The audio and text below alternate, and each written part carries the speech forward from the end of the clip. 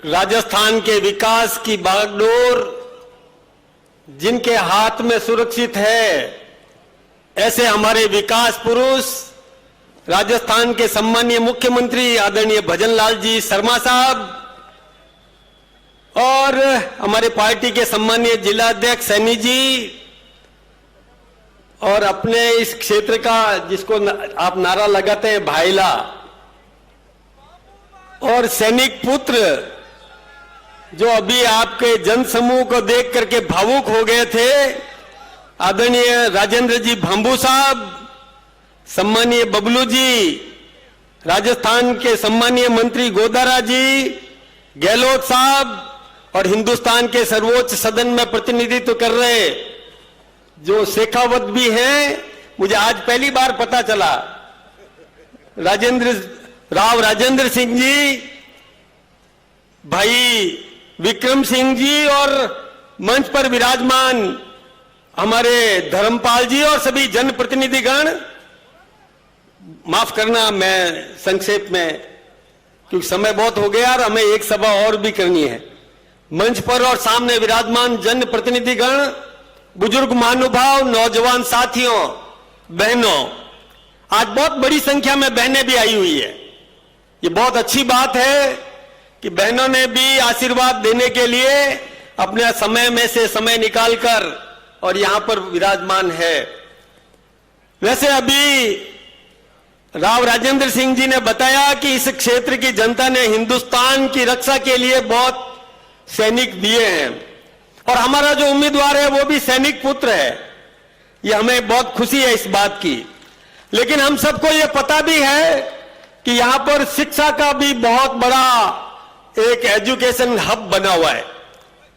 सब परिवार के लोग अपने बच्चों को शिक्षा के लिए यहां भेजते हैं इस उम्मीद के साथ कि मेरा बच्चा शिक्षा प्राप्त करके, उच्च शिक्षा प्राप्त करके कोई परीक्षा में बैठेगा और परीक्षा पास करके और अपनी योग्यता के अनुरूप कोई न कोई अच्छा स्थान प्राप्त करेगा। लेकिन पिछली सरकार ने पेपर लीक बहुत पैदा कर दिए।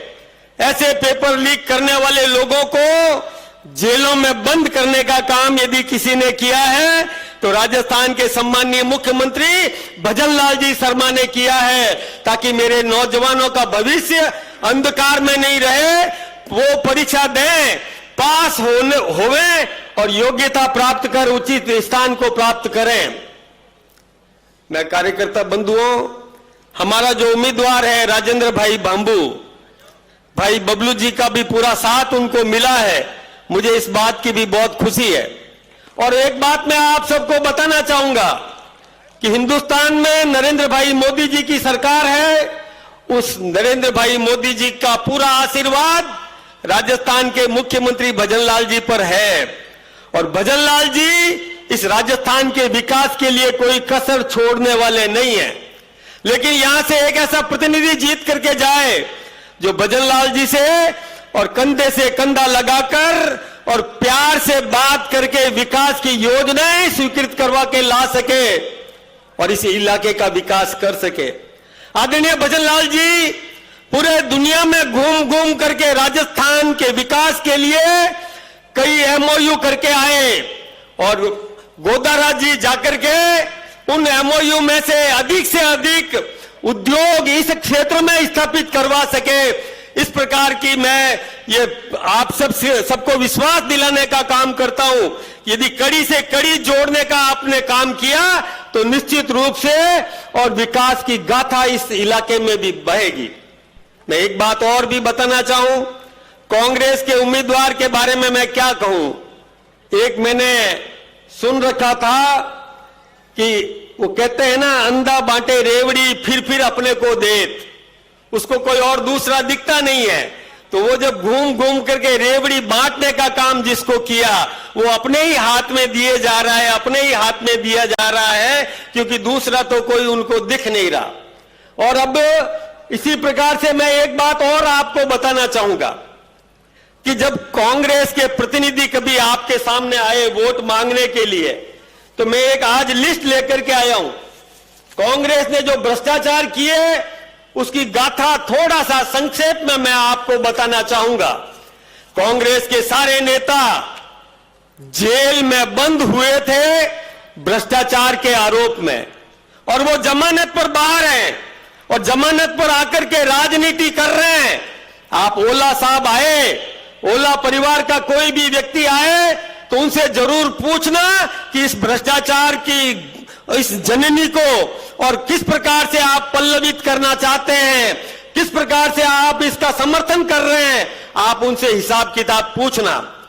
आपको पता है सोनिया जी जमानत पर है, नेशनल हेराल्ड मामले में और जमीन घोटाले के मामले में सोनिया गांधी जी जमानत पर है, राहुल गांधी जी गिरफ्तार होकर के जमानत पर है, संजय राउत जी जमानत पर है, प्रियंका जी जमानत पर है, लैंड स्कैम किया था वाड्रा जी जमानत पर है, कांग्रेस सरकार में जो वित्त मंत्री रहे पी चिदम्बरम जी जेल में बंद रहे और वो भी जमानत पर है।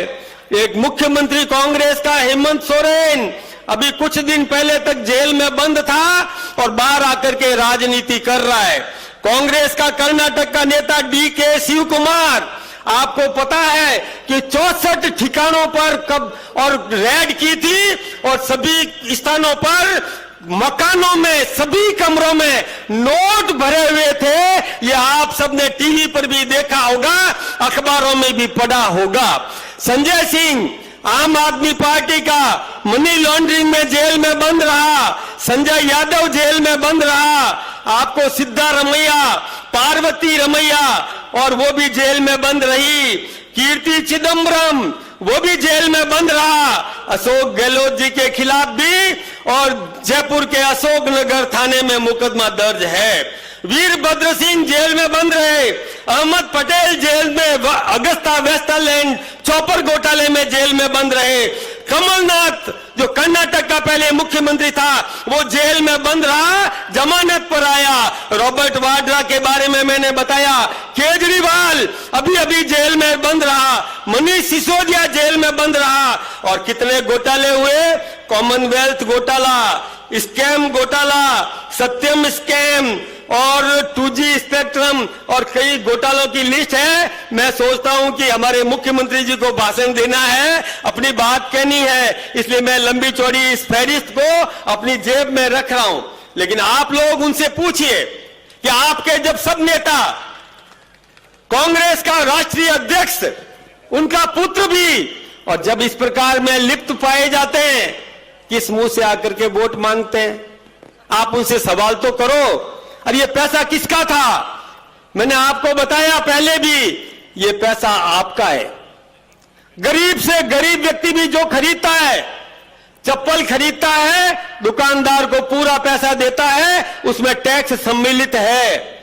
आपने साफा खरीदा, चूंदड़ी खरीदी, ओढ़नी खरीदी, कोई साइकिल खरीदी, कार खरीदी, आपने पूरी कीमत चुकाई, उसमें टैक्स का पैसा शामिल था जो सरकारी खजाने में जमा होता है।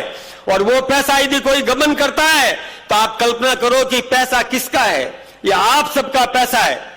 ये भजन लाल जी पूरा उपयोग कर रहे हैं, आना पाई का पूरा हिसाब रख रहे हैं, और तभी जाकर के डीजल के भाव कम किए, तभी जाकर के पेट्रोल के भाव कम किए, तभी जाकर के गैस के भाव कम किए, तभी जाकर के और ये आपके सोलर पैनल्स दे रहे हैं, तभी जाकर के आपके इलाके में पानी लाने की कोशिश कर रहे हैं, समझौता किया।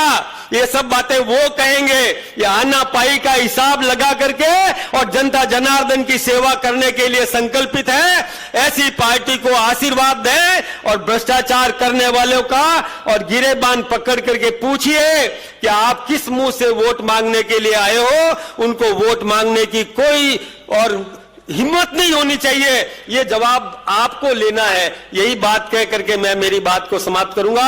आप सबका बहुत बहुत अभिनंदन।